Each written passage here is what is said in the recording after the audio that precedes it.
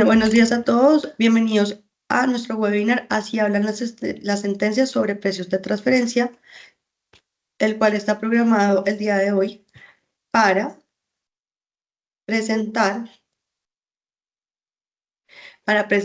estas sentencias. Las recomendaciones para una mejor experiencia durante el evento. Este seminario web está siendo grabado y será publicado en el canal de YouTube de Amezquita para la posterior revisión de las personas que lo requieran volver a ver. La herramienta está configurada actualmente para que las personas externas de Amezquita solamente nosotros los moderadores tengamos micrófono. Por eso el día de hoy a las personas internas de Amezquita les pido tener el favor nuevamente de tener apagados los micrófonos. Al final del evento compartiremos un formulario de retroalimentación de nuestra sesión. Si tienen alguna pregunta, ya que estamos en webinar, en PR pueden dejar sus dudas y comentarios en el espacio de preguntas y respuestas, ubicado en la parte superior de la pantalla dentro de esta reunión. El día de hoy estamos con William Oviedo, nuestro gerente de servicios tributarios, y con Julián Montoya, nuestro especialista de precios de transferencia, quienes nos hablarán sobre las sentencias que se han presentado. Bienvenidos William y Julián. Vale, vamos a dar inicio ya con Bavaria S.A. versus DIAN, Consejo de Estado, Sala de Contencioso Administrativo, sección cuarta, sentencia del 23 de marzo de 2023, de radicación 25.00002337 del 2017, por Miriam Estela Gutiérrez de Argüello. Julián y William, bienvenidos y ya les doy entrada para que inicie. Listo, no, gracias Natalia. Por favor, ¿me puedes dar el permiso para las diapositivas? Listo, no. Como bien lo mencionaba Natalia, el objetivo del webinar o de la charla que vamos a tener el día de hoy es poder tratar de un tema que digamos, cada vez ha tomado más relevancia en todo el ámbito del cumplimiento tributario corporativo, y es el tratamiento que se le da a todo el tema de precios de transferencia, ¿sí? Y aquí vale la pena, digamos, hacer una acotación y revisar que en los últimos años las decisiones que ha emitido el Consejo de Estado y, digamos, haciendo referencia a la posición que tiene la DIAN, han generado, digamos, precedentes importantes que afectan directamente la forma en que los contribuyentes que están sujetos a cumplir con las obligaciones de este régimen suelen documentar o deben documentar y sustentar las operaciones que realizan con vinculados económicos, ¿sí? Entonces, pues el objetivo digamos, de las sentencias que vamos a abordar el día de hoy es revisar la interpretación de la normativa vigente, ¿sí? Vista desde el ámbito del Consejo de Estado y la visión que tiene la DIAN de la forma en que los contribuyentes están presentando sus obligaciones del precio de transferencia, ¿sí? Para iniciar, vamos a hablar de una sentencia muy importante respecto a Bavaria. Esta sentencia es importante primero porque aborda una disputa que abarca la deducción de varias operaciones realizadas por el contribuyente, en este caso Bavaria, pero que en el contexto global de precios de transferencia terminan siendo operaciones que son muy recurrentes realizadas por los demás vinculados, por los demás contribuyentes sujetos a precios de transferencia, ¿sí? En esta sentencia se abarcan operaciones como la deducción de pago por comisiones, la deducción por servicios administrativos, asistencia técnica, reembolso de gastos con vinculados, y como lo vemos son operaciones que comúnmente manejan casi todos los contribuyentes que presentan precios de transferencia, ¿sí? Entonces, entrando ya un poco más a detalle. Bueno, en el mientras tanto, Julián, yo creo que es bueno iniciar con una breve introducción y también con algo particular para todos nuestros asistentes al webinar, con los buenos días a todos, y sobre todo para nuestros clientes que estén conectados en este momento. Tener en cuenta que la DIAN hoy en día ha cambiado toda su estructura con relación a la tributación internacional, o más bien con relación a la fiscalización de tributación internacional. ¿Eso qué quiere decir? Se ha fortalecido con funcionarios sumamente técnicos para que las discusiones en materia de tributación internacional y precios de transferencia tengan más bien un rigor alto de posibles ganancias sobre el recaudo que pueda obtener la administración y el fisco. En ese sentido, hoy queremos traer una serie de sentencias que lo que buscan es determinar que ya las operaciones que se hacían en el pasado no son tan susceptibles de realizar hoy en día. ¿Por qué? Por las interpretaciones que se han acogido. No solo parte del análisis de precios de transferencia, la comparabilidad y los rangos intercuartiles, sino asimismo la aplicación indirecta que tiene estos estudios de precios de transferencia sobre el cumplimiento de normas tributarias. Y el cumplimiento de normas tributarias se traduce en ¿qué? En la interpretación restringida de la normatividad fiscal, que al final del día es lo que nos trae acá cada uno de los casos. Acá vamos a iniciar con el primero, que es Bavaria, pero en el sentido de Bavaria lo que buscamos analizar es más que todo cómo pueden desglosar cada uno de los argumentos que puede obtener un contribuyente con relación a una operación con vinculados económicos para desconocer gastos, costos y gastos en su operación. Esto al final del día lo que va a generarles un mayor pago del impuesto y una sanción a cargo. Entonces, Julián, yo creo que desde ahí es donde tenemos que partir, teniendo en cuenta la premisa de que la DIAN hoy por hoy es una entidad que ya está totalmente fortalecida en funcionarios altamente capacitados para discusiones sobre precios de transferencia. Sí, sí, así es, así es. Es que me quedé un poco porque se me descargó el computador, pero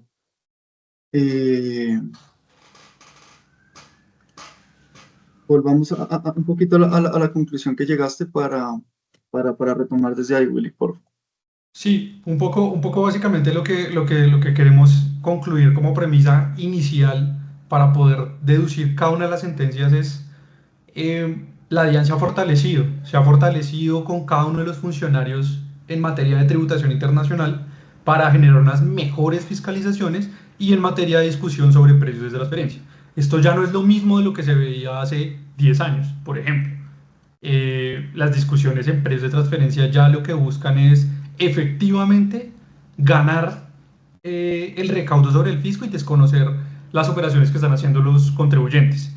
Y queremos iniciar hoy por hoy, y con esto creo que podríamos ya iniciar y entrar en materia con esta sentencia de Bavaria tan importante, y es que esta sentencia, si bien tiene unas glosas especiales enfocadas a la comparabilidad de precios de transferencia, al régimen de los precios de mercado, el principio de plena competencia, la administración se enfocó en el desconocimiento de costos y gastos por operaciones con vinculados económicos, pero no solo por criterios cuantitativos, es decir, por el análisis de los comparables económicos, sino por criterios cualitativos de interpretación de las normas fiscales. Entonces aquí ya podemos ver una discusión mucho más robusta, técnica y sustancial, que aquí es donde entra a tener la mayor precisión la planeación de precios de transferencia, una planeación tributaria y de precios de transferencia anticipada a un litigio como estos. Sí, no, y digamos, complementando un poco lo que dices, claro, la administración tributaria se ha venido fortaleciendo y adicional a eso cada vez cuenta con mayor información, ¿sí? Digamos que desde la entrada de Colombia a la OCDE y de la puesta en marcha de las obligaciones OCDE, que son el informe maestro y el informe país por país, pues la DIAN cuenta cada vez con más información de la forma en que los grupos multinacionales terminan estructurando las operaciones. Entonces, esto da cabida a que las fiscalizaciones cada vez sean más robustas y bueno, y como tú lo dices, no solamente se fijen en temas de forma, sino ya son temas sustanciales y de fondo que vamos a ver durante la charla del webinar. Ya entrando, digamos, un poquito en contexto con todo el tema de la operación que estructura Bavaria, aquí hacemos un breve bosquejo y digamos que esta diapositiva es de suma importancia por varias razones, ¿sí? En primer lugar, pues nos ofrece una visión clara de cómo los contribuyentes, en este caso Bavaria, diseñan y ejecutan sus operaciones con vinculados económicos, ¿sí? Esta diapositiva nos permite entender un poco la complejidad y la interconexión de las transacciones dentro de un grupo multinacional, en este caso el cual pertenece a Bavaria, y vemos cómo las diferentes entidades ubicadas en diferentes jurisdicciones interactúan para llevar a cabo todas sus operaciones comerciales, ¿sí? Pero más allá de esto, es trascendental porque para las administraciones tributarias, el tema de precios de transferencia no es solo un tema de cumplimiento, como lo mencionabas, sino también es una medida de vigilancia y control fundamental que se vuelve digamos, en este caso fundamental para los temas de recaudo, ¿sí? Entonces, Totalmente digamos, de con acuerdo, esa Julián. Y yo creo que para poder discriminar un poco la operación, mirar la taxonomía de la sentencia, podemos determinar como un grupo empresarial al cual hace parte lo que hoy conocemos Bavaria, pero sabemos que su adquisición en su momento fue por SAP Miller, conformó una serie de acuerdos contractuales que lo que buscaba era distribuirse costos y gastos entre sus compañías alrededor del mundo, entre esos las que tienen presencia en Colombia. Entonces yo creo que vale la pena que hagamos una descripción rápida de cómo estructuraron las operaciones para ahí sí poder entrar en materia. Sí, no, básicamente, digamos, Bavaria durante el periodo 2013, que es el que habla la sentencia, realizó varias operaciones con diferentes vinculados económicos. Por un lado, tenía o suscribió acuerdos de costos compartidos relacionados con el pago de asistencia técnica con SAP Miller, eh, Reino Unido, Estados Unidos y Colombia. Por otra parte, también realizó pagos por servicios de administración y asistencia técnica a Estados Unidos. Igualmente, realizó temas de pagos de derechos, que en este caso, pues los derechos se transfieren a regalías o se registran bajo precios de transferencia con regalías con Reino Unido, con SAP Miller International Brands y con Holanda. Sí, y básicamente esas fueron las operaciones y aquí hay un punto importante y es que la administración tributaria generalmente, bueno, en este caso principalmente se centró en todas las operaciones que tienen como, como sustento un costo o una deducción de la declaración de renta, ¿sí? Bavaria también realizó operaciones de ingreso, pero pues digamos estas operaciones de ingreso no fueron discutidas por la administración tributaria. Entonces aquí digamos Fíjate, una de las... fíjate, Julián, que ahí ya podríamos tener un primer asterisco con relación a cómo actúa en la fiscalización la Administración de Impuestos con relación a los precios de transferencia. Y es, si bien le importa cuál es la caracterización del ingreso y la cuantificación del mismo a los precios de mercado, se concentra mucho más en los costos y gastos, porque al final del día eso es lo que te disminuye el impuesto a cargo y es lo que le termina tributando de menor forma al fisco. Entonces, yo creo que lo primero que, o más bien una recomendación que ya podemos ir alertando a cada uno de nuestros clientes es cuando usted tenga acuerdos compartidos, distribución de costos, gastos, pagos al exterior con vinculados económicos, tenga en cuenta que la deducibilidad de los mismos siempre va a ser analizada bajo el régimen de precios de transferencia con una visión de fiscalización de la DIAN, más allá del, digamos, del ingreso, del reconocimiento del ingreso. Sí, sí, así es, digamos que, y eso es lo que hemos venido, digamos, viendo en las fiscalizaciones de transferencia. Generalmente siempre se van a estar asociados a la deducibilidad del gasto. Entonces, si yo como contribuyente tengo una operación y sabemos que va a ser un egreso para Colombia, debería prestar, eh, debería prestarle más atención, teniendo en cuenta que, digamos, las fiscalizaciones siempre estado orientadas hacia el tema de la deducibilidad de los costos y gastos. Amaneció desanimado.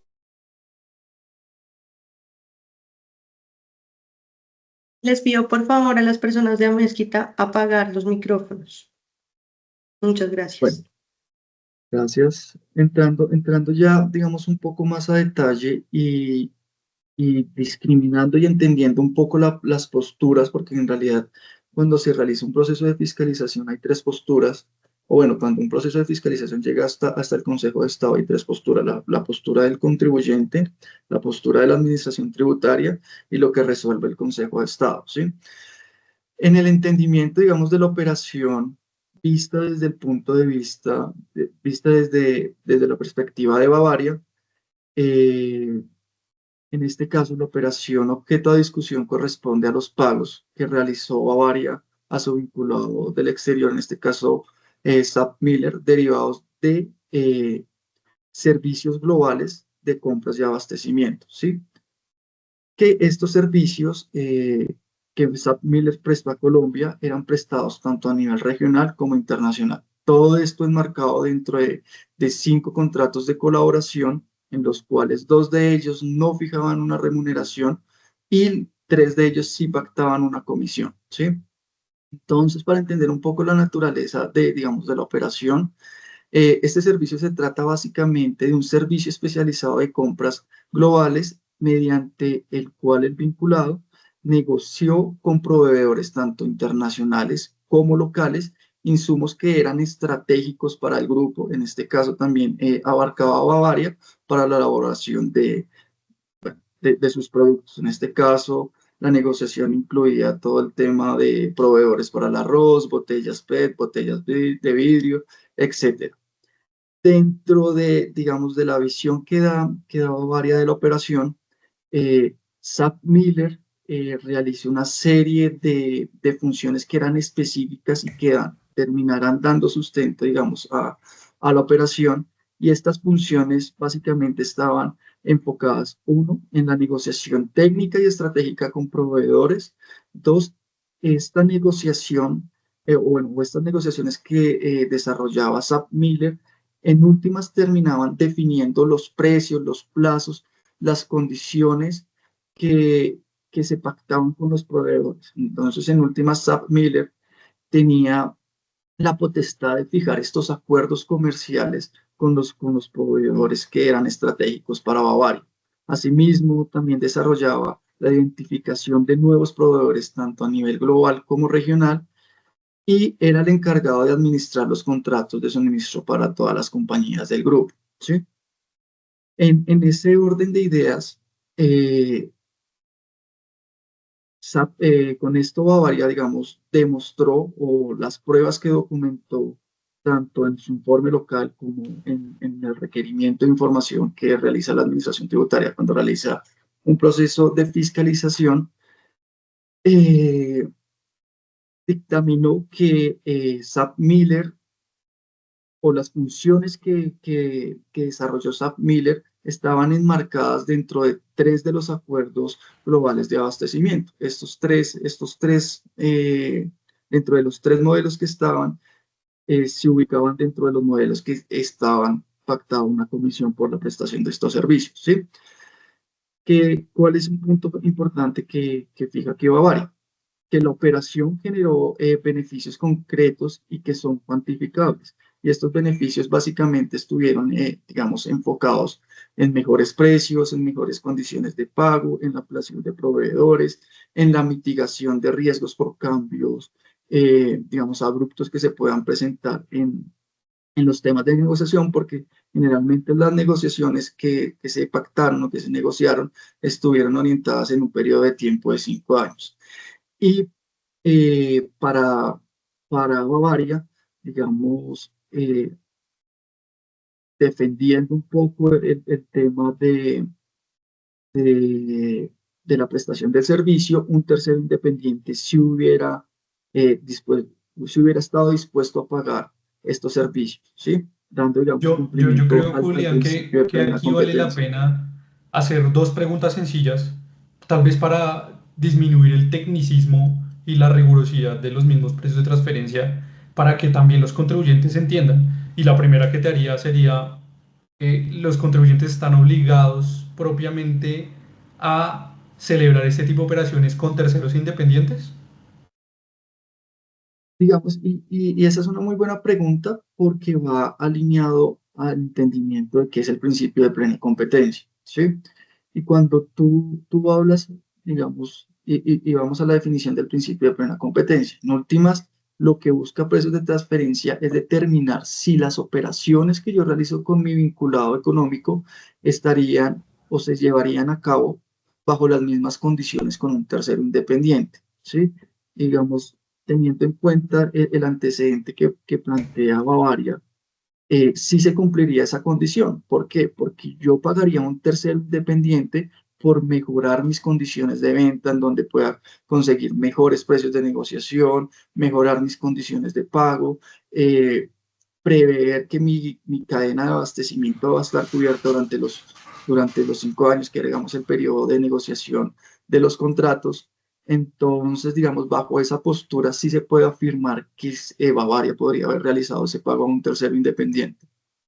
Perfecto, entonces ya podemos llegar a una conclusión de que lo del régimen de precios de transferencia no obliga a que los contribuyentes que tengan vinculados económicos tengan que contratar sí o sí con un tercero independiente, sino que sí lo pueden hacer con su vinculado económico, pero bajo precio de mercado. Y creo que esa es la primera postura que tendríamos que concluir siempre, y es Bavaria está actuando con régimen de precios de transferencia, contratando un vinculado económico, pero estableciendo que existen unos comparables internos y externos para determinar que el precio efectivamente estaba acorde al precio de mercado. Y eso podríamos concluirlo dentro de los hechos y la defensa que estableció Bavaria en este caso.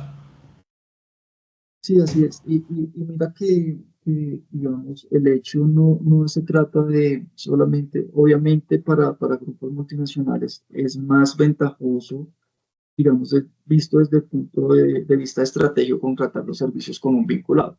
Aquí, digamos, la premisa debe ser si bajo esas mismas condiciones que yo contrato el servicio con un vinculado, las contrataría con un tercero independiente. Digamos, en el caso de Bavaria se cumpliría. Estamos teniendo en cuenta un poquito ese contexto, podemos revisar la postura de la DIAN frente a esta operación. Entonces, bueno, aquí la DIAN básicamente se centra en decir que no hay evidencia en que el vinculado del exterior haya prestado los servicios enmarcados dentro de los contratos que estaban sujetos a comisión, sino que al tratarse de negociaciones con proveedores locales, estos servicios no deberían llevar una comisión. Y aquí viene, digamos, un punto que es muy importante, que es el tema de si estos servicios eran necesarios, ¿sí? Y aquí yo, digamos, te hago una pregunta, porque digamos, ¿cómo uno como contribuyente podría llegar a determinar la necesidad de un servicio, digamos, en aras de lo que se establece en el artículo 107 del Estatuto Tributario?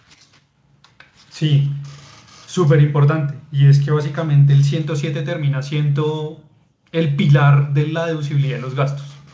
No solo con el criterio de necesidad, sino también de proporcionalidad y causalidad. La necesidad al final del día del Consejo de Estado, en la última sentencia que cambió toda la posición de deducibilidad de gastos del 2020 y 2021 en adelante, estableció que efectivamente requiere incurrir en ese gasto para poder prestar el servicio, es necesario para su operación. Y la necesidad, y entonces, ¿qué fue el cambio totalmente de 360 grados que hizo el Consejo de Estado? Le dijo, señores DIAN o señora Administración, usted no tiene cómo determinar esa necesidad. Por lo tanto, la carga argumentativa y probatoria le corresponde al contribuyente de establecer que efectivamente esos gastos son necesarios. Entonces, ¿cómo demuestra el contribuyente que esos gastos son necesarios? Por ejemplo, para el caso de Bavaria, en este tema es una comisión de unos costos de venta y gastos. Se tiene que poder determinar que si no hubiera incurrido en ese costo de comisión, no hubiera podido extender su flujo de ventas en mercados diferentes de otras zonas a las donde ya tiene una posición establecida. Entonces, la necesidad al final del día es poder determinar probatoriamente que sin ese gasto no hubiera podido obtener, o por un lado, obtener un ingreso, o por otro lado, poder generar un crecimiento económico de la compañía. Insisto, acá lo que quiero recalcar de la necesidad y los nuevos criterios del artículo 107 que el Consejo de Estado cambió en una posición 360 es la carga probatoria que le establece al contribuyente para determinar que efectivamente ese tipo de gastos es necesario. Entonces, fíjate que no es tan fácil como decir esto es blanco y esto es negro. Aquí ya estamos en un sentido de la estricta necesidad que tiene un contribuyente para poder cumplir sus operaciones en debida forma, pagando ese tipo de comisiones. Y recuerdo mucho esa sentencia del 2020, la traigo muy rápidamente a colación, y es respecto de unas comisiones o unas indemnizaciones que asumió una entidad financiera por robos en tarjeta de crédito. Entonces, ¿qué decían? Yo tengo que cuidar mi reputación económica, por lo menos pagando y tomándome esa indemnización que les dice a mis tarjetavientes por esos robos que tuvieron con tarjeta de crédito, vía virtual o no.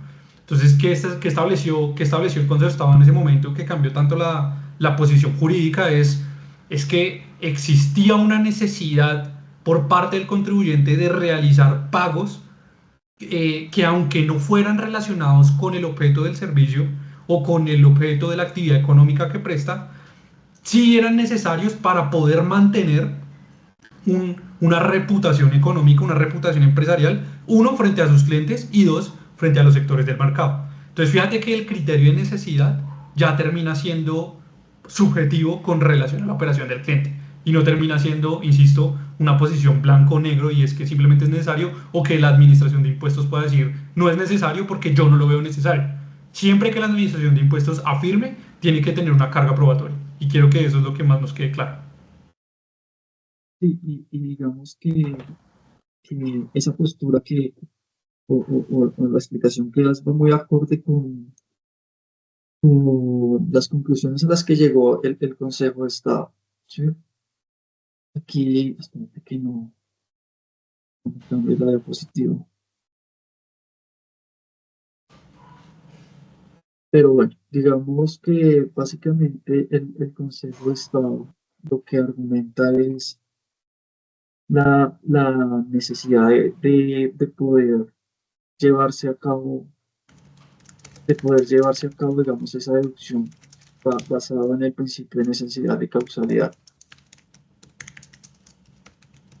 ¿Sí? Sí, Y yo creo para que, yo esto, creo que, yo creo que aquí también, fíjate que hay un argumento que la DIAN también está utilizando en este escenario de la fiscalización y es que no ve una relación directa con ese pago que realiza frente a un servicio prestado. Y eso en materia tributaria internacional, por la doctrina, ya está totalmente decantado y ha sido reconocido como la sustancia económica, que tú y yo ya lo entendemos muy bien. Y yo creo que vale la pena un poco desarrollar qué se entiende por sustancia económica, ¿no?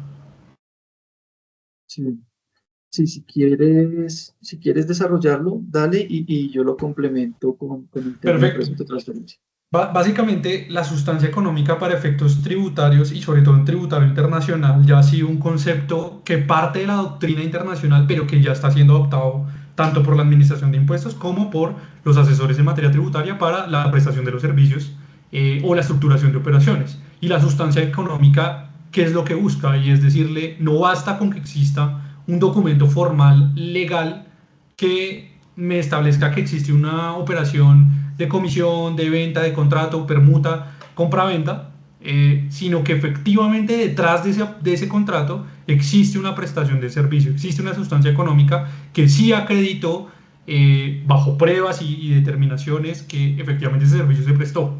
Eso es darle sustancia económica a una operación, que sí exista dentro de la realidad. No basta con que existan los documentos legales y jurídicos, sino que el servicio per se mismo se haya prestado o el bien se haya adquirido en su defecto.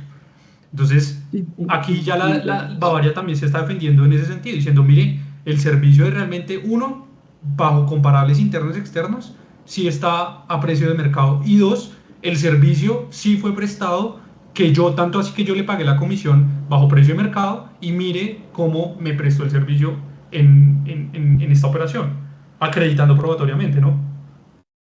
y digamos aquí también radica la importancia de plasmar esa necesidad y esa causalidad digamos, de los servicios en los informes de precios de transferencia, ¿sí? Y digamos que muchas veces en algunos tipos de servicios es muy difícil medir el beneficio económico que puede generar un cierto tipo de operaciones.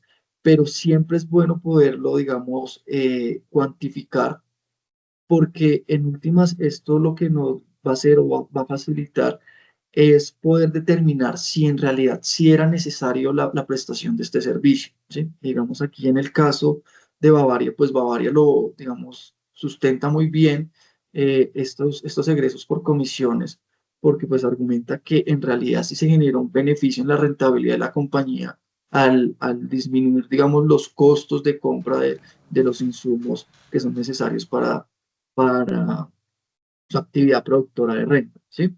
Aquí de pronto valdría la pena un poco, Willy, es poder, digamos, dar como un tipo de recomendación o decir qué tipo de documentación clave, digamos, se necesitaría o necesitaría un contribuyente para poder, digamos, probar esa necesidad y esa sustancia de cuando se tienen operaciones de egresos. Claro, a mí en mi criterio, lo primero, y yo como abogado siempre lo advierto y lo establezco en la asesoría, y es dejen una trazabilidad documental que permita acreditar cómo estoy obteniendo un resultado de ese servicio. Y puede ser, por ejemplo, un acta que me permite garantizar un avance de un proyecto, un ejemplo. Una matriz de rentabilidad, como lo hizo Bavaria en este caso, de establecer cómo me estoy beneficiando bajo flujos proyectados con un servicio, digamos, adquirido con un vinculado económico. Entonces, para mí, la recomendación en este tipo de situaciones, y sobre todo en precios de transferencia, es que aunque ya exista un contrato previo, al momento de la ejecución del servicio y al momento del consumo del mismo, se deje una trazabilidad de el beneficio que estoy obteniendo. Y no todo puede ser beneficio, al final del día puede ser un costo necesario para poder operar, o la razón por la cual yo necesito realizar esta operación. Entonces, eso en asesoría jurídica tributaria se denomina un file defense, y es básicamente tener toda una estructura de cómo yo estoy organizando la operación, en qué me estoy basando, cuáles son las partes que están involucradas y por qué estoy obteniendo un beneficio, porque es necesario realizar este tipo de operaciones. Esto con una serie de elementos probatorios, lo que va a hacer es tener toda la fuerza al momento en que la administración de impuestos pregunte, porque al final del día, no sé si has tenido la misma percepción, pero estas discusiones en materia de precios de transferencia terminan siendo muy probatorias. Terminan ya dejando el tecnicismo de si es un comparable, no es un comparable, sino terminan siendo cómo se está materializando vía probatoria que efectivamente estoy bajo los precios de mercado. Tanto así que en las otras sentencias que vamos a ver, podemos evidenciar cómo la DIAN pierde las glosas efectivamente ante el Consejo de Estado por no haber acreditado una prueba sumaria por parte de ellos de un comparable del precio de mercado, perdón, de los precios de transferencia. Entonces, mi criterio acá más importante es siempre tener respaldada la operación y uno, y dos, tener un acta que me pueda acreditar cómo estoy haciendo uso de ese servicio, cómo me estoy beneficiando, para efectos de cuando llegue la discusión yo esté totalmente soportado. Y digamos que este es un punto muy importante porque en especial digamos, las discusiones de precios de transferencia se están llevando casi con la vigencia del cierre que tiene la administración tributaria para realizar el proceso de fiscalización. Entonces, digamos, el poder contar con un defense file es muy bueno, digamos, para todos los contribuyentes, porque uno, pues va a tener la trazabilidad de toda la operación en caso tal de que llegue a haber una fiscalización y, digamos, también va a servir como prueba para demostrar que toda la operación se estructuró de acuerdo, uno, digamos, si está sujeta al régimen de precios de transferencia, digamos, cumpliendo con el principio de plena competencia, y además va a poder servir como sustento para determinar la necesidad y la causalidad, digamos, de la deducción de ese costo y ese gasto. Entonces me ¿Y sabes parece por que qué? ese es un Porque punto muy antes de importante. avanzar esto es tan importante, porque al final del día las fiscalizaciones de precios de transferencia son muy amplias en términos.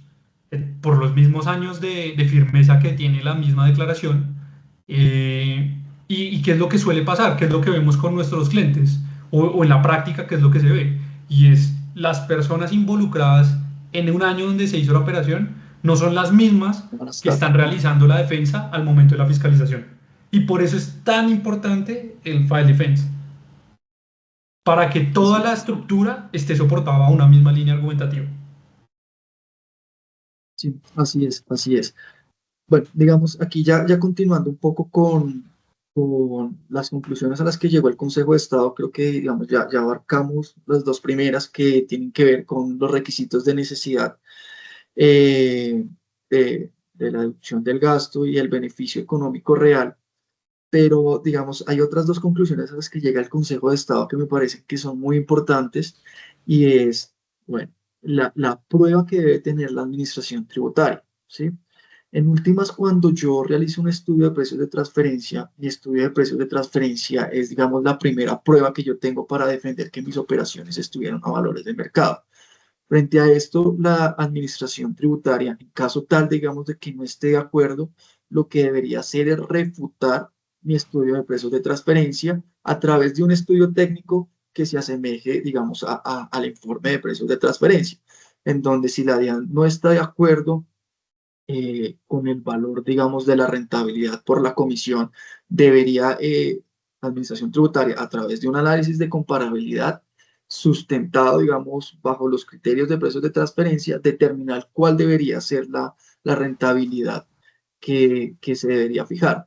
En este caso, y es un punto, digamos, que trae a colación el Consejo de Estado, es que la DIAN, a pesar de que en sus argumentos decía que la operación no cumplía con el principio de plena competencia, nunca aportó ninguna de estas pruebas probatorias para desvirtuar, digamos, que Bavaria en esta operación no llevó a cabo la operación de comisiones cumpliendo con el principio de plena competencia. Total, total, y yo creo que esto es donde volvemos a la conclusión de el régimen de precios de transferencia termina siendo muy probatorio y por eso, digamos, en este caso la Administración de Impuestos pierde la glosa, o más bien, el Consejo de Estado confirma la deducción, porque cumple con los criterios sustanciales en materia fiscal del 107, de sustancia económica, pero además de eso, no se puede desvirtuar que la operación no estaba bajo precios de mercados cumpliendo el principio de plena competencia, porque la DIAN no aportó, digamos, su prueba de comparable que establezca una diferencia. Entonces, ¿qué nos quiere decir un principio básico en derecho probatorio y es el que afirma prueba? Si la administración de impuestos afirma que está desconociendo algo porque no le cuadra, perfecto, pero ¿dónde está la prueba para que usted no le cuadre? Señores DIAN, Sí, señores Secretaría de Hacienda, señores, eso aplica en todo en materia de litigio, pero es muy importante que se tenga ahorita en cuenta y es cómo se dan las discusiones en materia de precios de transferencia. sí, y mira que muy atado a esto te pregunto, digamos, ¿qué papel terminaría jugando cuando se realizan informes periciales en todos los procesos de fiscalización? Porque, digamos, en este caso, el contribuyente también presentó, digamos, como pruebas un informe pericial, el cual concluyó o llegó a la misma conclusión que presentó Bavaria, que la operación sí se realizó bajo el principio de plena competencia. Entonces sería bueno poder revisar qué papel juegan estos informes periciales en todos estos procesos de fiscalización. Claro, los informes periciales al final del día terminan siendo la carga probatoria que confirma o niega la postura de una parte. Y el informe pericial, digamos, en materia probatoria puede ser de oficio o a solicitud de parte, o que la parte lo aporte y lo pruebe. Cuando la parte lo hace, lo que busca es que, y si bien ya tuvo un informe de precios de transferencia, se trae un tercero independiente especialista para que le confirme que ese estudio estuvo correctamente realizado, o por su parte, cuando la DIAN lo hace, cuando dice efectivamente traigo un informe pericial que me confirma que los rangos intercuartiles que usted utilizó están fuera del precio de mercado. Entonces, es un elemento probatorio vital y por eso es que acá a la DIAN le están rechazando la glosa. Pierde la glosa con el contribuyente porque no tiene la carga probatoria suficiente para desconocer el gasto en materia de precios de transferencia y los argumentos sustanciales no se están acreditando como lo establece la DIAN, sino más bien le da toda la razón a Bavaria en este caso.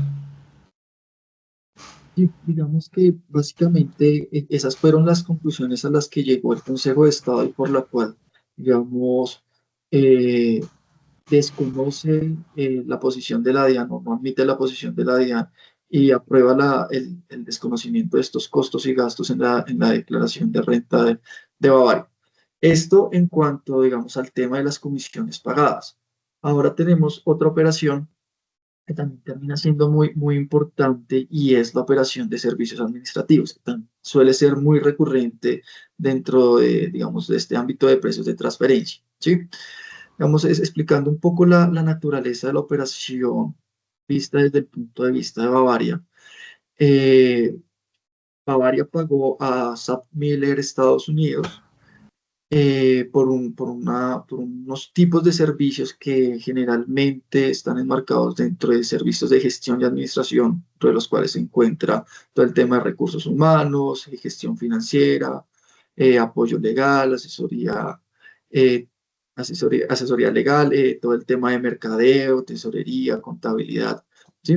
Que, digamos, bajo el contexto de precios de transferencia suelen ser catalogados como servicios de bajo valor agregado o servicios que suelen ser de apoyo centralizado, ¿sí? Aquí la controversia radica más allá de si la operación se realizó a valores de mercado o si cumplió con el principio de plena competencia, esta es más atada a los requisitos que se deben tener en cuenta para para poder tomar como deducción este gasto, ¿sí? En especial todo lo que tiene que ver con la retención en la fuente. Digamos, antes de darte entrada, porque sé que vas a hacer un aporte, hay un punto importante que Bavaria intenta argumentar y es la prevalencia del régimen de precios de transferencia, ¿sí? Entonces, Bavaria argumenta que bajo precios, digamos que solo con el hecho del cumplimiento de las obligaciones y bueno, de las obligaciones de precios de transferencia y de todo el deber formal, no debería proceder, digamos, los gastos a las limitaciones que se tienen con empresas vinculadas, ¿sí? Básicamente, esa es un poco la visión que da Bavaria frente a este tipo de operaciones. Y aquí ya te doy, digamos, la entrada, Willy, para que nos expliques un poco más todo este tema de Sí, cuáles son las condiciones fí- que se deben tener en cuenta para este tipo de operaciones. fíjate que cuando revisábamos un poco la sentencia, mirábamos el antecedente legislativo del artículo 124 y quiero, bueno, voy a ir en orden, y es básicamente la postura de Bavaria es que está realizando pagos por servicios administrativos de dirección y manejo a sus vinculadas económicas, y ellas están prestando ese tipo de servicios en Colombia. Y aquí nacen muchas posturas que efectivamente, digamos, esto es más tributario internacional, pero es muy importante que también empiece a decantarse una posición sobre esta situación. Y es, tú lo decías ahorita, los recursos humanos, el apoyo en gestiones de contabilidad, en asesorías de cómo implementar estructuras de contratos legales, eh, y recordemos que la administración de impuestos siempre ha tenido una posición muy, muy arcaica, diría yo, de establecer qué es un servicio técnico, qué es una consultoría y qué es una asistencia técnica. Si bien esto no es parte de la litis en este proceso y en esta sentencia, sí quiero que lo toquemos solo por una situación. Y es, miren cómo una muy buena estructuración puede llegar a establecer que un servicio de contabilidad desde el exterior, de asesoría a la contabilidad, de asesoría a las finanzas, de asesoría a los manejos administrativos, de la asesoría de estructuración de contratos, puede no estar sometido a retención en la fuente. Y básicamente con un argumento tan sencillo, y es que estos no son servicios técnicos ni tampoco es una consultoría.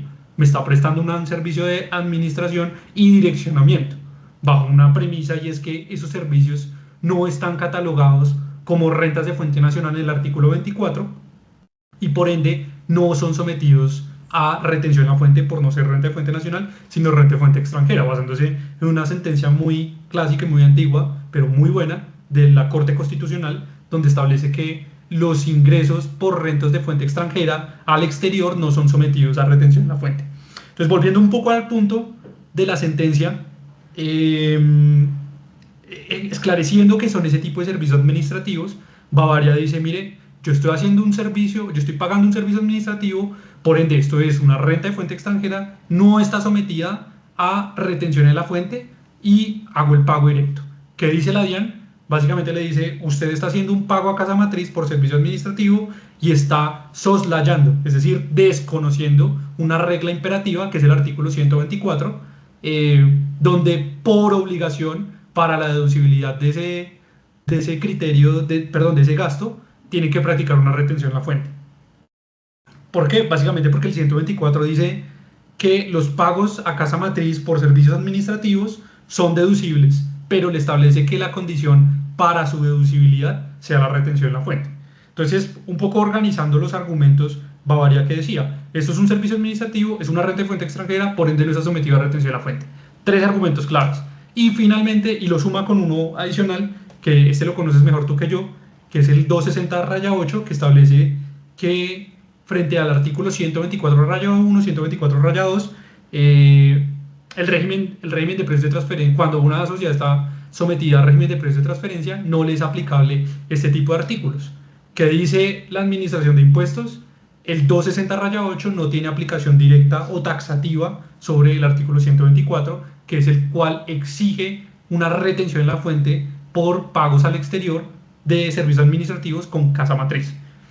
Entonces, básicamente acá que dice la DIAN, y yo creo que con esto podemos pasar a la conclusión del Consejo de Estado, un poco llegando a esa premisa grande, y es, al final del día, rechaza el gasto y por ende le da la razón a la DIAN, estableciendo que el 124 es una regla especial. Y acá tenemos que partir nuevamente de lo que inicialmente dijimos dentro de este webinar, y es las normas tributarias y precios de transferencia no solo son de cumplimiento y cuantitativo, sino tienen una regla de carácter interpretativo y de aplicación. En este caso, el 124 es una regla explícita que establece que para la deducibilidad de un pago a casa matriz se debe haber practicado una retención en la fuente. Si bien, y cuando lo discutíamos revisando la sentencia, si bien podemos estar de acuerdo en que los servicios administrativos no son una renta de fuente nacional, sino una renta de fuente extranjera, al realizar ese tipo de pagos no deberían estar sometidos a retención en la fuente, y lo compartimos. Para el requisito de deducibilidad sí existe una norma especial, que es la retención en la fuente. Entonces, acá ya vemos básicamente cómo la DIAN sí utiliza de forma estratégica una interpretación taxativa de la norma, estableciendo que no se puede levantar de forma arbitraria las normas especiales en materia tributaria para reconocer gastos. Y vuelvo al argumento inicial que habíamos dicho. La DIAN ya se está fortaleciendo o ya está fortalecida para dar este tipo de discusiones sustanciales y técnicas en una discusión de precios de transferencia. Sí, y aquí tú, digamos, tocas un tema muy importante, y creo que, digamos, también la confusión que tuvo, en este caso, Bavaria, en torno a la interpretación de las normas, ¿sí? Si bien, digamos, el artículo 260-8 habla de una serie de limitaciones, son muy específicas, y dentro de esas limitaciones nunca se encontró establecido el artículo 124, que, digamos, hace relación al deber de practicar la retención en la fuente, ¿sí? Entonces, siempre, digamos, aquí la recomendación es, mire, cuando tengamos operaciones que estén sujetas a precios de transferencia, primero entendamos que precios de transferencia es un régimen, digamos, especial, individual dentro del estatuto tributario, que abarca todas las operaciones con vinculados económicos, pero que es un complemento de la declaración de renta, ¿sí? Entonces, todas las operaciones que en últimas o estén afectadas por precios de transferencia, su principal incidencia van a estar directamente relacionadas con la declaración de renta, que, digamos, es una de las conclusiones a las que llegamos aquí en esta operación. Totalmente de acuerdo. Voy a dar paso a la siguiente para apurar un poco, porque estamos un poco cortos de tiempo. El otro tema o la otra postura es frente al rechazo de la deducción de ingresos, perdón, aquí me error en la presentación, de egresos por regalías. Y bueno, aquí básicamente en esta tercera controversia, el rechazo, digamos, parcial de la DIAN se da por el registro de contratos, ¿sí? Para la administración tributaria, digamos, a pesar de que Bavaria registró en su momento los contratos, no registró las prórrogas de estos contratos y durante la vigencia del año fiscal hubo momentos en que los contratos no estuvieron registrados, ¿sí?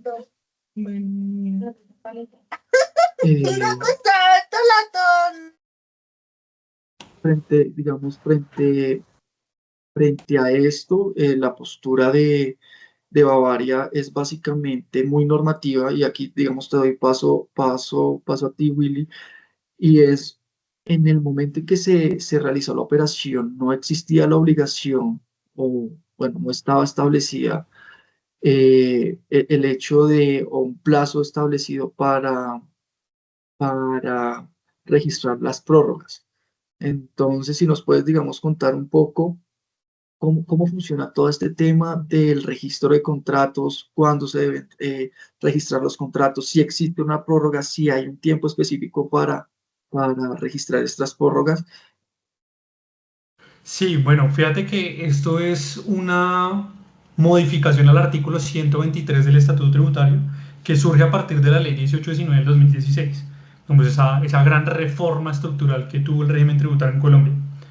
Y básicamente lo que establece es que para la procedencia de costos y gastos de contratos de importación de tecnología, patentes, marcas, y que esto permita acreditar un gasto directamente en el contribuyente, establece un requisito de procedencia, así como el 124 con relación a la retención de la fuente, acá es el 123, de registrar esos contratos de importación de tecnología. Esto con relación también al artículo, al decreto 187 y a la decisión 291 de que se entiende por importación de tecnología y que estos contratos deben ser registrados. Estos son decisiones de la CAN que lo que busca siempre es proteger el ingreso fuente por importación de tecnología. Eso es un criterio internacional de por qué se adoptan ese tipo de obligaciones en Colombia, y no es que cualquier pago de tecnología simplemente se va a someter a retención o a registro, sino es un criterio un poco más sustancial. Pero lo que busca básicamente esta norma es establecer un requisito de deducibilidad del gasto. Y para que efectivamente sea deducible, tiene que haber un registro de este contrato. Sin embargo, acá la DIAN excede su interpretación porque básicamente establece que las las prórrogas al contrato deben ser registradas también ante la Administración de Impuestos o ante la entidad correspondiente. Situación que el legislador no estableció. El legislador estableció que se deben registrar los contratos de importación de tecnología y cuando surtan modificaciones de estos, ahí sí habrá lugar a una renovación de este registro, que tendrá que hacerse durante los 3 meses siguientes a la modificación. Pero es que acá ya entramos dentro de un análisis también sustancial en materia contractual, y es que una cosa es la modificación de un contrato y la otra cosa es la prórroga, porque es que inclusive la prórroga puede ser automática, sin que las partes dictaminen que de forma expresa que va a prorrogarse.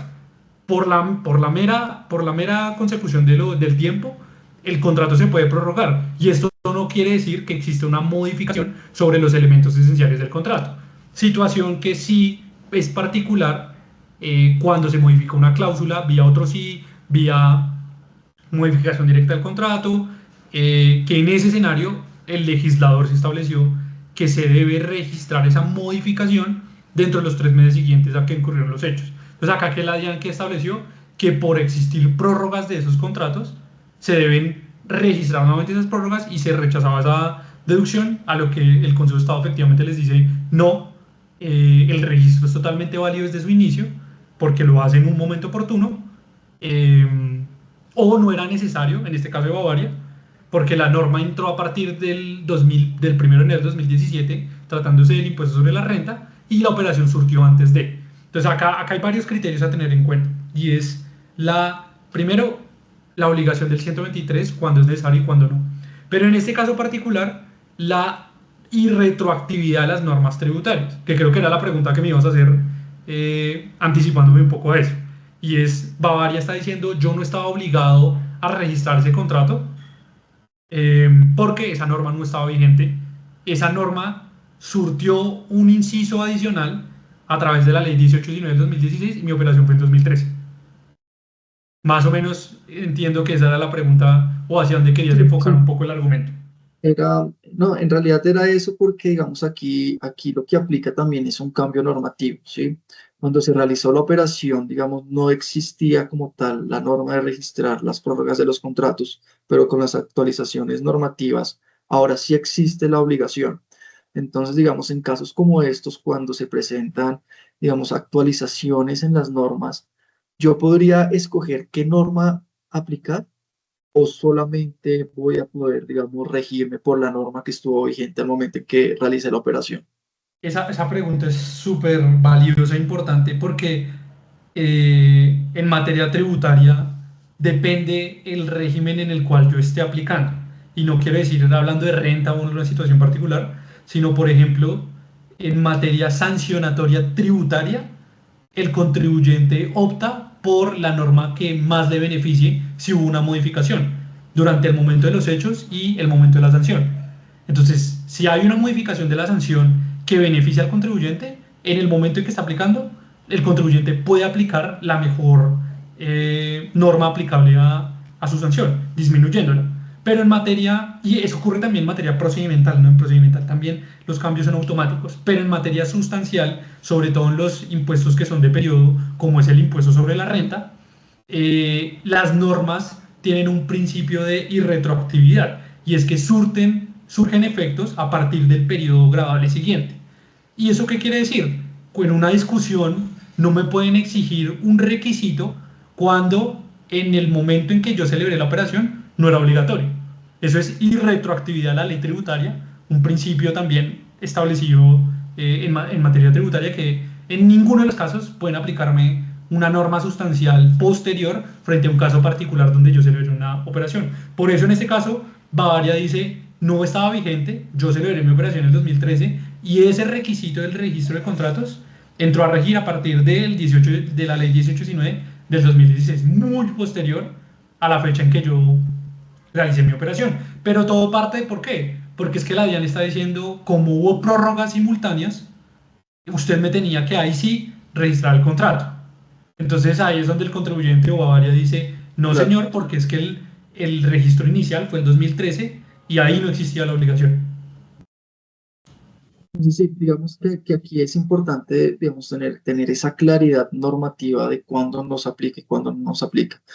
Bueno, con esto y dando, digamos, un poquito de celeridad, terminamos digamos, las sentencias en torno a este caso de Bavaria, pero quiero, digamos, concluirlo teniendo, digamos, fijando el precedente de que muchas veces digamos, las sentencias que se emiten en torno a precios de transferencia terminan yendo más allá del simple hecho del cumplimiento de la obligación o la determinación del cumplimiento del principio de plena competencia o determinar que la operación estaba dentro del rango de mercado. Bien, ¿sí? Si bien, digamos, estos aspectos son importantes para todo el tema del cumplimiento, cuando hablamos de precios de transferencia no nos podemos quedar solamente en eso, sino que tenemos que revisar adicional si estamos cumpliendo con los demás requisitos que son necesarios para hacer deducibles los costos o los gastos, digamos, en estos casos de las sentencias. Entonces, aquí la invitación es a que no veamos precios de transferencia como una obligación aislada digamos, de las demás obligaciones, sino que entendamos que precios de transferencia es una obligación que toda su incidencia va a recaer sobre la declaración de renta. Entonces es importante, digamos, tener esa vinculación entre precios de transferencia y todo el tema de planeación que se realiza en materia tributaria. No sé si quieres De acuerdo. complementar algo, Willy. No, ese es el punto final. Creo que hemos dicho varios tips durante la sesión de este análisis de la sentencia que creo que son valiosos para nuestros clientes, los contribuyentes, en las asesorías que nosotros manejamos, hemos tenido diversos casos donde hemos tenido que analizar las operaciones conjuntamente. Entonces analizamos la parte de precios, pero también analizamos el cumplimiento fiscal para ver si hay o no aplicación de esas normas, y sobre eso se toma una posición de asesoría frente a cada uno de nuestros clientes. Así es.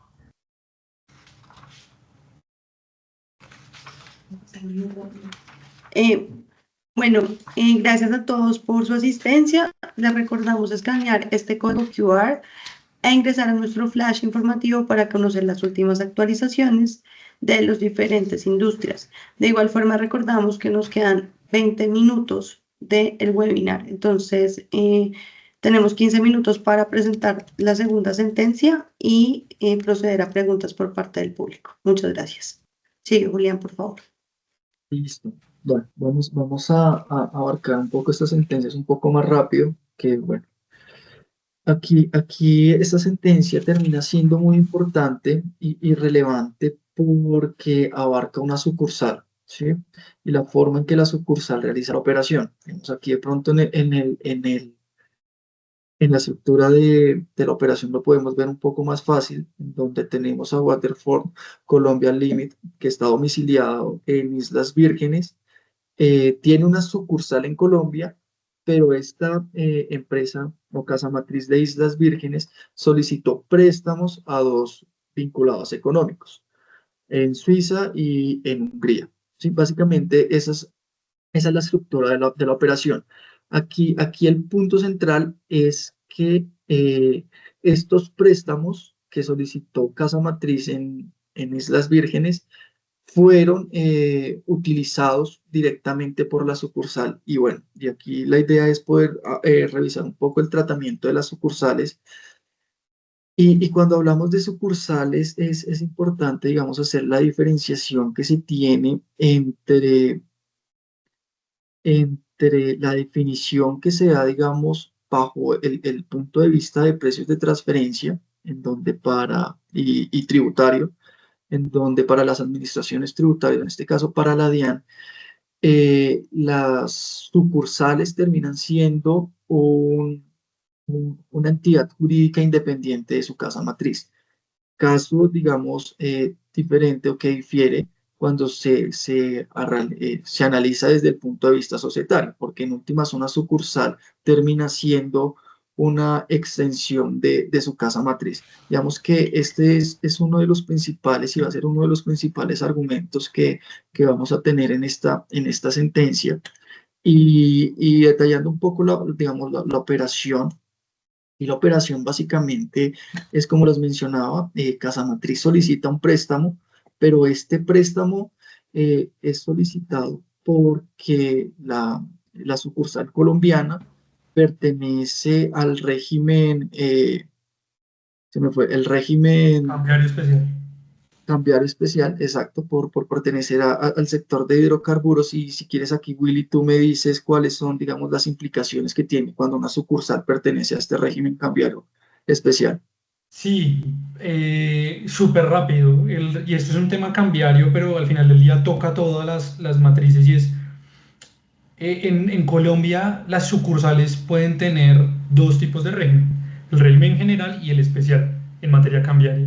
El especial es aquellas sobre las cuales se desarrollan actividades relacionadas con petróleos, minería, gas natural, oil and gas, bueno, todo este tipo de actividades un poco más asociados a recursos mineros y de oil and gas, y que tienen una cuenta contable y cambiaria especial, que es denominada ISCA, que es la inversión suplementaria del capital asignado. Esa solo es aplicable para las sucursales del régimen cambiario especial, y es cuando las casas matrices o las casas del exterior envían recursos a través de la cuenta de ISCA para generar operaciones de la sociedad en Colombia.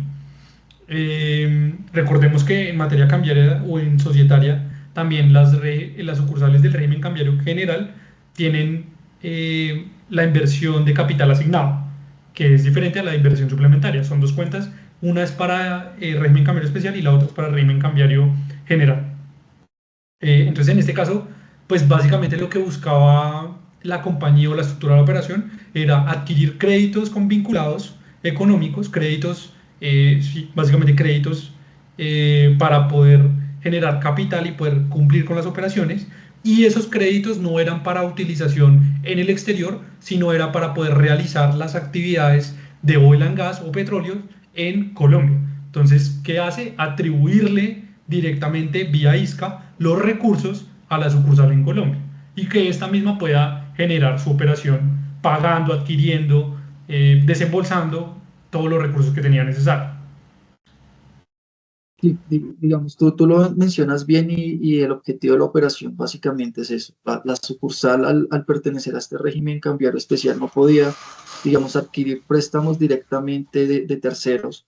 Entonces acude a su vinculado económico, la cual solicita créditos a sus vinculados, pero estos créditos son utilizados en la sucursal colombiana. Y digamos, aquí viene el tema del asunto, y es que para la administración tributaria, esta deducción de los pagos por intereses no tendría o no tiene lugar, teniendo en cuenta de que el préstamo como tal no fue tomado directamente por la sucursal colombiana, ¿sí? Y aquí hay un tema importante, y es el tema del estudio de atribución de rentas y ganancias ocasionales. Y básicamente este estudio lo que busca es determinar cuáles son los ingresos, los costos, los gastos, los activos y los pasivos de fuente nacional cuando tenemos una sucursal frente a los que son de fuente extranjera, ¿sí? Entonces, teniendo en cuenta, digamos, un poco la estructura de la operación, vemos que todos o el destino de los créditos fueron directamente para fondear la operación en Colombia, ¿sí? Y aquí, pasando, digamos, rápidamente, ¿no? A los argumentos del Consejo de Estado, sí sería bueno primero, Willy, digamos, nos contaras un poco cómo funciona todo el tema de tributación para los establecimientos permanentes y sucursales. Sí, sí, rápidamente. El régimen de establecimiento permanente está incorporado en Colombia también a partir de la Ley 1819 del 2016, modificado también a partir del tiempo, eh, y también incorporado en los convenios de doble imposición. Pero entonces el régimen de establecimiento permanente, ¿qué se determina? Que cuando una sociedad del extranjero que no tiene presencia en Colombia realiza operaciones en Colombia en virtud de diferentes entidades, ya voy a explicar cuáles son, se genera un establecimiento permanente en Colombia, el cual se asimila a una sociedad nacional, es decir, termina tributando como si fuera una sociedad corporativa. Y que cuando uno va directamente al régimen de establecimiento permanente, uno encuentra que establecimientos permanentes pueden ser una sucursal de una sociedad extranjera, una agencia comercial, un agente que puede ser una persona natural, y digamos que estos criterios, un local también puede serlo, y esto va a estar siempre enfocado a si tiene la potestad o no de cerrar negocios a nombre de la sociedad del extranjero. Que es muy importante, las sucursales siempre van a ser un establecimiento permanente que se asimila a una sociedad nacional para efectos tributarios. De ello sí no hay la menor duda, que es el caso que nos aplica. Para los otros casos que les mencioné, eso merece un webinar totalmente aparte. Se debería analizar cómo funciona y cómo opera esa responsabilidad de cerrar negocios a nombre de la sociedad extranjera. Pero partiendo de este caso particular, y yo creo que vale la pena que entremos un poco por el tiempo a los casos en específico o a los argumentos del Consejo de Estado. ¿Qué buscaba la DIAN? Uno, desconocer el crédito adquirido, o más bien el crédito atribuido a la sucursal por parte de la sociedad extranjera. Y dos, desconocer los intereses pagados en la renta deducibles como gasto deducible en la depuración del impuesto sobre la renta. ¿Cuáles son los dos argumentos? El primero, que el crédito no lo adquirió la sucursal, y el segundo, que esos intereses, al ser adquiridos con vinculados económicos, están sometidos al régimen de limitación de deducibilidad de subcapitalización del 118-1, y que por ende ninguno de los dos cosas estaba cumpliendo. No sé si frente a eso de pronto quieres que detallemos algo o entro puntualmente a decir cómo es cada uno. En realidad, básicamente es eso, y aquí digamos, La principal premisa es que cuando tú realizas un estudio de atribución de rentas, no solo se hacen atribuibles las rentas de fuente nacional, sino también todos los pasivos. Digamos que es uno de los principales puntos a los que llega el Consejo de Estado. Si se determinó que el destino de los préstamos era fondear la operación en Colombia, entonces la deducción de estos gastos por concepto de intereses sí tienen lugar, digamos, argumentado bajo este estudio de atribución de rentas y capital. Aquí otro punto, digamos, que ya habíamos tocado antes y que también toca el Consejo de Estado, es la carga de prueba de la DIAN, ¿sí? En donde la DIAN nunca desvirtúa que bajo el estudio de atribución de renta, esas atribuciones no deberían ser, valga la redundancia, atribuibles a la sucursal colombiana. ¿Sí? Básicamente esos son los puntos sí, que toca esta sentencia. Y bueno, y acá quiero hacer un paréntesis porque al tratarse, digamos, de operaciones de financiamiento, hay un tema que sí es importante y que muchas veces el tema de las operaciones de financiamiento se termina, o los contribuyentes lo terminan validando simplemente con determinar una tasa de interés, pero el cálculo, digamos, de la tasa de interés termina siendo el resultado de una serie de criterios, como lo son la calificación del riesgo del deudor, el monto del plazo, el monto del plazo, la moneda, el tipo de interés, si existen garantías, las condiciones de mercado y en últimas el conjunto, digamos, de todas estas características o estos criterios de comparabilidad son los que en realidad deberían incidir en la tasa de interés y no solamente, digamos, calcular una tasa de interés por que, digamos, se encuentre, digamos, entre comillas, a valores de mercado. Y esto es importante porque el hecho, digamos, yo puedo calcular mi tasa de interés y puede estar dentro de valores de mercado, pero si estas condiciones de comparabilidad no se ajustan, la administración tributaria podría decir que esto no es una operación de financiamiento, sino que lo podría categorizar como una operación de, Dividendos. de dividendos, exactamente. Ujú. Yo quiero resaltar para cerrar esta sentencia un artículo crucial, que es el 20-1, el 21-1. El Perdón, no, el 20-2, de que rayados, es exacto. el del estudio de atribución de renta. Y yo siento que, y tenemos clientes, nos ha pasado, hemos hecho acompañamientos con defensas de la DIAN, que cuando son sucursales no son conscientes de que para la depuración de renta es un requisito obligatorio el contar con el régimen de atribución de renta para la depuración de la renta. Y los ha pasado, pero lo siguen manteniendo y no se dan cuenta, y es que el único respaldo que se tiene para acreditar costos y gastos ante la administración de impuestos y ante un pleito ante el Consejo de Estado es el estudio de atribución de rentas. Es un requisito sine qua non, sin el cual no se puede reconocer costos y gastos atribuidos de casa del exterior, y esto la DIAN lo tiene clarísimo. La DIAN, cuando hace una fiscalización a sucursal, sabe qué va a buscar, sabe qué es lo que ellos no tienen, y lo tienen tan claro que se lo dicen a los mismos contribuyentes. Entonces, mi recomendación en este caso es: no se salten una norma taxativa, señores contadores, señores revisores fiscales, que establece el estatuto tributario, que es un requisito para la procedencia de costos y gastos de una sucursal. Digamos, esto básicamente sucede porque este estudio de atribución de rentas no tiene, digamos, una fecha de vencimiento, ¿no? Una fecha de presentación. Entonces, como tú lo mencionas, muchas veces se pasa por alto y el hecho también de que deben llevar contabilidad separada, ¿no? Bueno, digamos, pasando ya a la última sentencia por temas de tiempo, también quiero que la revisemos muy rápido y esta sentencia es muy interesante, también es de una sucursal. Y básicamente toda la sentencia radica en la obligación de una sucursal de registrar un contrato con su casa matriz. Y aquí viene, digamos, a colación otra vez la diferenciación que se debe tener entre la definición de sucursal para efectos de tributarios y la definición de sucursal para los demás efectos, ya sean comerciales o jurídicos, ¿sí? Y básicamente a esa es la conclusión que llega el Consejo de Estado, en donde nos dice, miren, para efectos de precios de transferencia, la sucursal es un establecimiento permanente.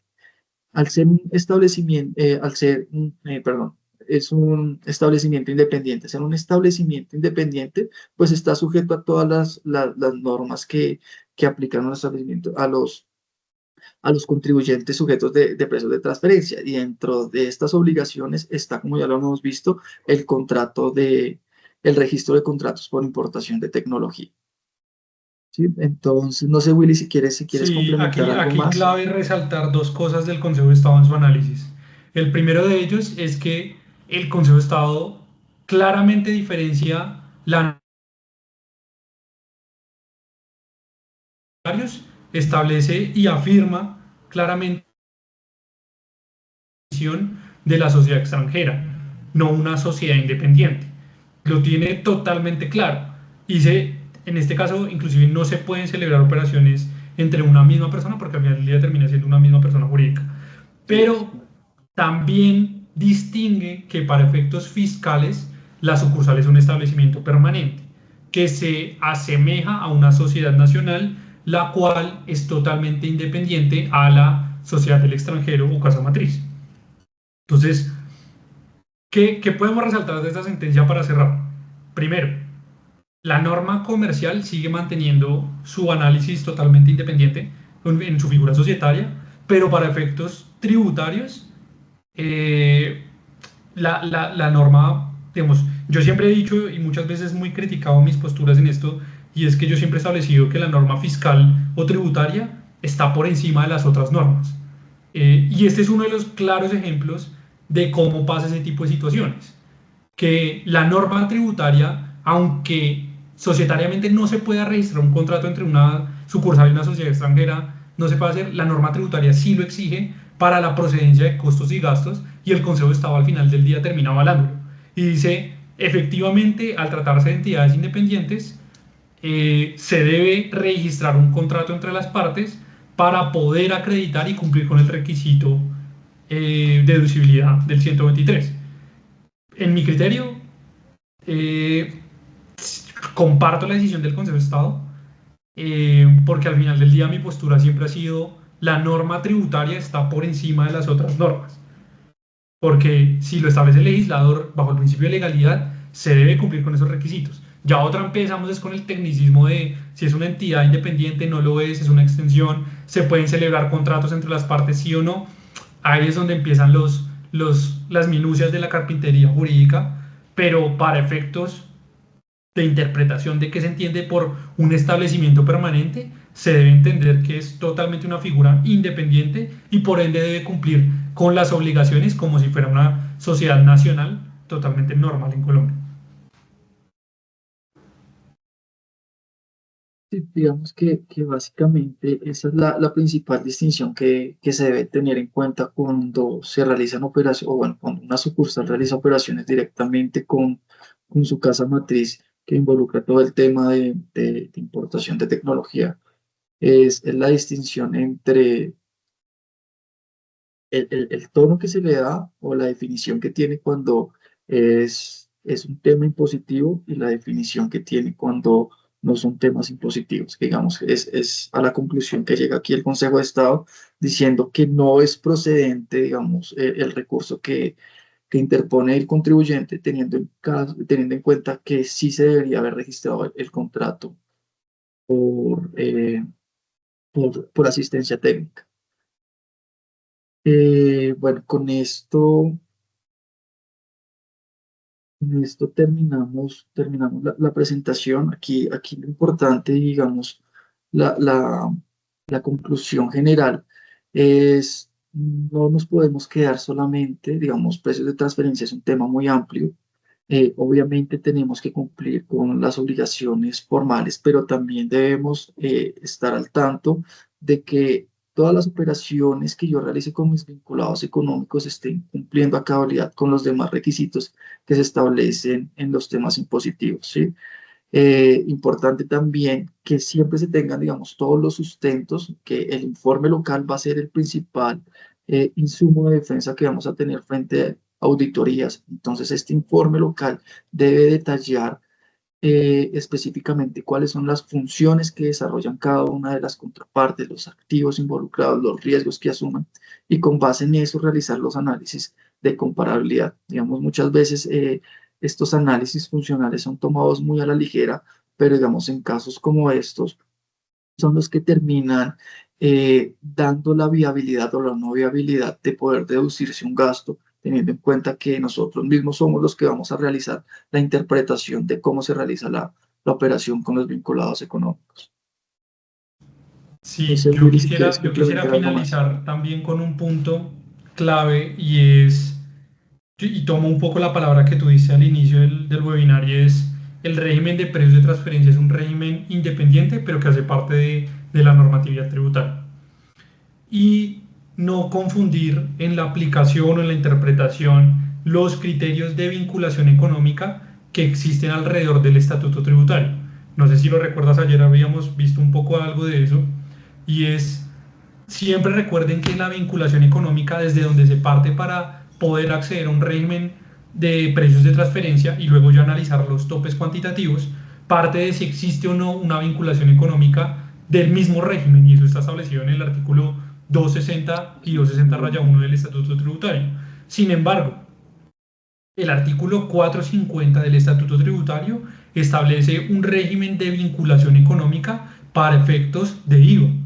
Entonces, estas son operaciones totalmente diferentes. Para IVA proceden regímenes totalmente diferentes y tiene un régimen de vinculación económica totalmente diferente, que es vital no confundir las dos interpretaciones. Son dos regímenes totalmente diferentes, insisto, como lo he dicho, pero que esas minucias son las que determinan un éxito en el estudio de precios de transferencia. Bueno, los agradecemos a ustedes por su participación en el webinar. No hubo preguntas, entonces, por lo tanto, pues, si tienen alguna duda, no duden en contactarnos a mi correo amgnatalia@amezquita.com.co, o de igual forma a través de nuestra página web www.amezquita.com.co. Les agradecemos por este tiempo y este espacio que nos brindaron para hablar sobre las sentencias de precios de transferencia. De igual forma, cualquier duda, pues Julián o William se las podrán solucionar. Gracias por su asistencia y esperamos tenerlos en un próximo webinar de Amezquita. Muchas gracias. Muchas gracias a todos. Gracias, que estén bien.